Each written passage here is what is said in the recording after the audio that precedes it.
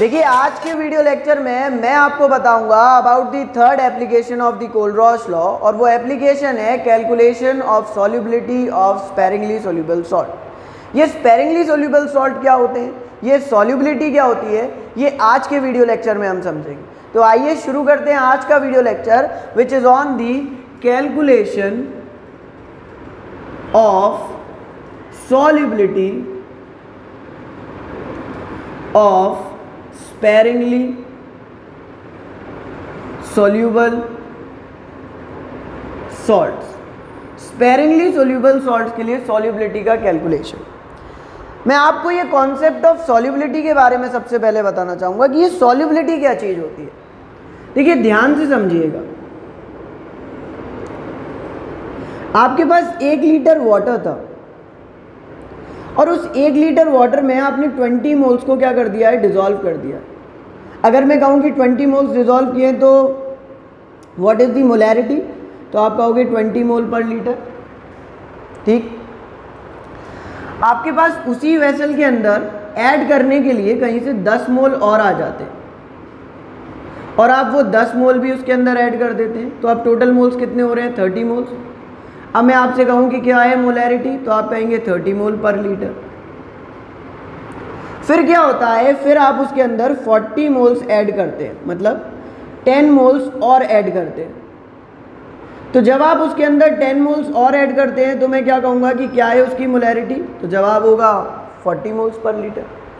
अच्छा, जब ये 40 मोल्स पर लीटर इसके अंदर डिज़ोल्व हो गए तो मैंने आपको कुछ और मोल्स दिए और मैंने आपसे कहा इसके अंदर डिज़ोल्व करके दिखाओ। तो आपने जब डिज़ोल्व करने की कोशिश करी तो आपने ये देखा कि वो जो मोल्स थे सॉल्यूट के वो नीचे सेटल डाउन हो गए, मतलब उन्होंने डिज़ोल्व होना बंद कर दिया। अब जब उन्होंने डिज़ोल्व होना बंद कर दिया तो हमने एक कॉन्सेप्ट पढ़ा था सैचुरेटेड सॉल्यूशन का। ये सैचुरेटेड सॉल्यूशंस क्या होते थे, तो हम कहते थे कि वो सॉल्यूशन जिनमें more amount of solute can not be dissolve are known as saturated solution. तो यानी ये सॉल्यूशन अब कैसा सॉल्यूशन बन चुका है, तो ये सॉल्यूशन आपका एक सैचुरेटेड सॉल्यूशन बन चुका है। अब इस सॉल्यूशन के अंदर और ज़्यादा सॉल्यूट के अमाउंट को क्या नहीं किया जा सकता है, तो इस सॉल्यूशन के अंदर और ज़्यादा सॉल्यूट के अमाउंट को डिज़ोल्व नहीं किया जा सकता। The solution has become a saturated solution, बिल्कुल सैचुरेटेड सॉल्यूशन है। इस सॉल्यूशन की इस वक्त मोलैरिटी क्या है, so the molarity of this saturated solution is 40 moles per litre.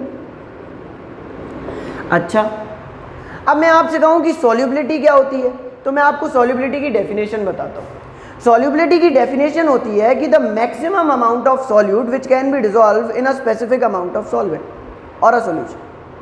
एक स्पेसिफिक अमाउंट ऑफ सॉल्वेंट या सॉल्यूशन में, पर लीटर सॉल्वेंट या सॉल्यूशन में जितना अमाउंट सॉल्यूट का डिसॉल्व हो सकता है, कंप्लीटली डिसॉल्व हो सकता है। To make a saturated solution, एक सैचुरेटेड सॉल्यूशन बनाने के लिए वो क्या रिप्रेजेंट करता है, वो उसकी सॉल्युबिलिटी को रिप्रेजेंट करता है। अब बात को बहुत ध्यान से समझिएगा जो मैं आपको कह रहा हूँ।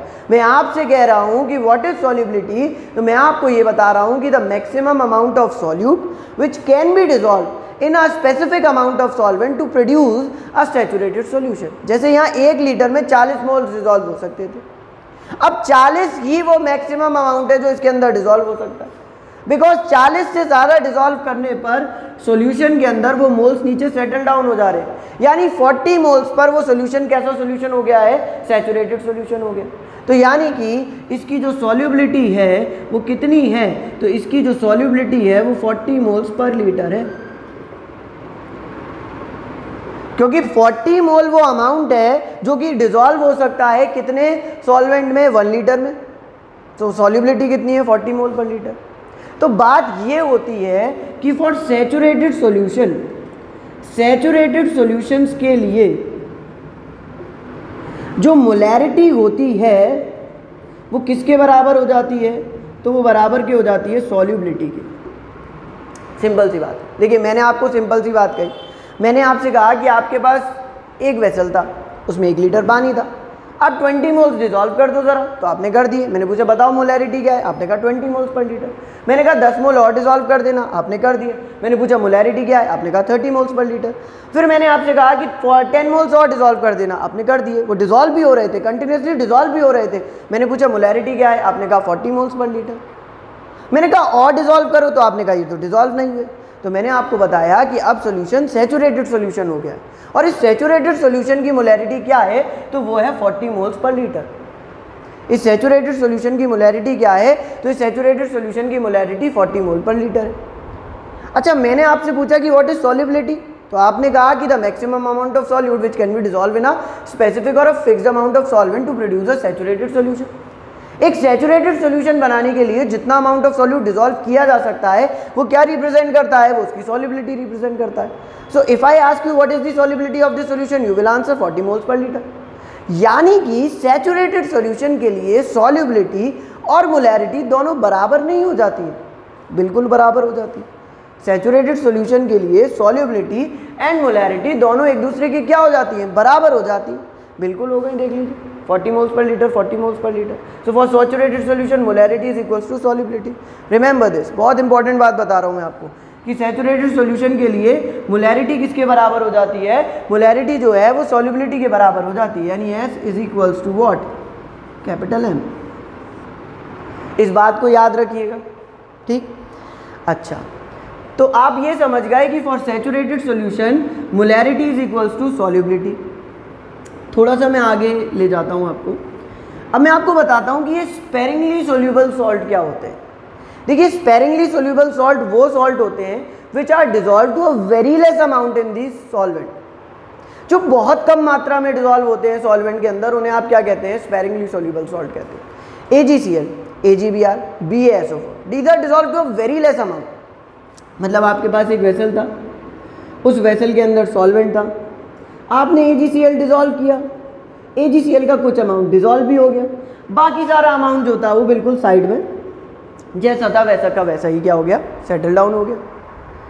आपने सोचा कि चलो मान लेते हैं ये वीक इलेक्ट्रोलाइट है, और वीक इलेक्ट्रोलाइट के केस में हम डाइल्यूशन बढ़ाते थे तो उनका सेपरेशन भी बढ़ता था। आपने सोचा ऐसा हो जाएगा कि अलग अलग हो जाएगा, बट ऐसा हुआ ही नहीं, because it is the nature of this sparingly soluble salt, they are dissolve to a very less extent, बहुत कम मात्रा में डिसॉल्व होते हैं। Even if you increase the dilution, आप डाइल्यूशन भी बढ़ा लेंगे तब भी कुछ फर्क नहीं पड़ेगा। आप चाहे तो 1 लीटर ले लें या उसका डाइल्यूशन बढ़ा करके इन्फिनाइट कर दें, there will be no increase in the separation of ions, उतने ही आयंस टूटेंगे जितने टूटने थे, because these are very less soluble. इसका मतलब क्या है, इसका मतलब ये है कि ये क्या कर लेते हैं, ये बहुत जल्दी अपना सैचुरेटेड सॉल्यूशन बना लेते हैं। आप कहोगे सैचुरेटेड सॉल्यूशन की बात यहाँ कैसे आ गई, तो मैं आपको बताता हूँ।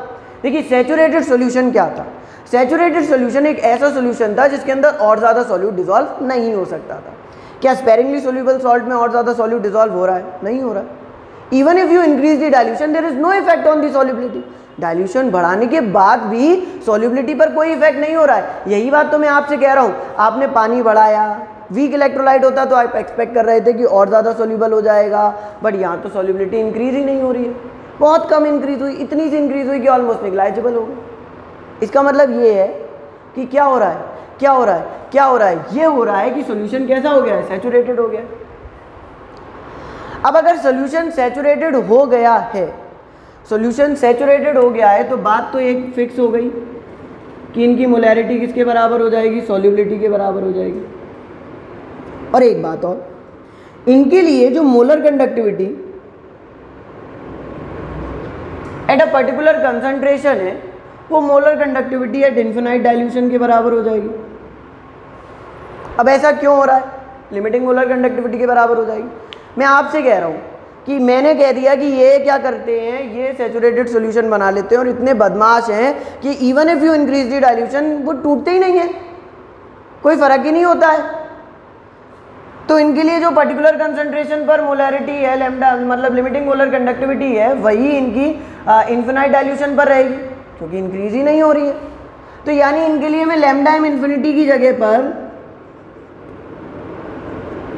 कप्पा इंटू 1000 अपॉन के एम का फॉर्मूला लिख सकता हूँ, नहीं लिख सकता, बिल्कुल लिख सकता हूँ, because there is no effect of dilution.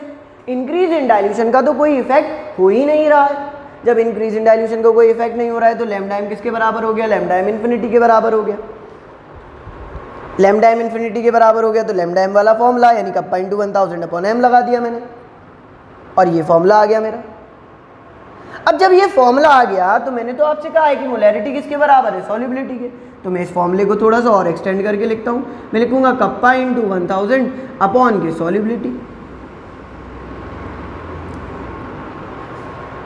अब सॉल्युबिलिटी तो निकालनी थी, calculation of the solubility of sparingly soluble salt. तो फॉर्मूला क्या निकल के आता है, फॉर्मूला निकल के आता है कि सॉल्युबिलिटी जो होती है वो किसके बराबर होती है, वो बराबर की होती है कप्पा इंटू 1000 अपॉन के लैम्डा एम इन्फिनिटी। और यहाँ से आप क्या फाइंड आउट कर सकते हैं, तो यहाँ से आप सॉल्युबिलिटी फाइंड आउट कर सकते हैं किनकी, स्पेरिंगली सोल्यूबल सॉल्ट की। और बहुत इजी क्वेश्चन आएंगे, वो आपको कप्पा की वैल्यू दे देगा, वो आपको लैम्डा एम इन्फिनिटी की वैल्यू दे देगा और आपसे सॉल्युबिलिटी निकलवा रहा होगा और आप इजीली सॉल्युबिलिटी कैलकुलेट कर पाएंगे।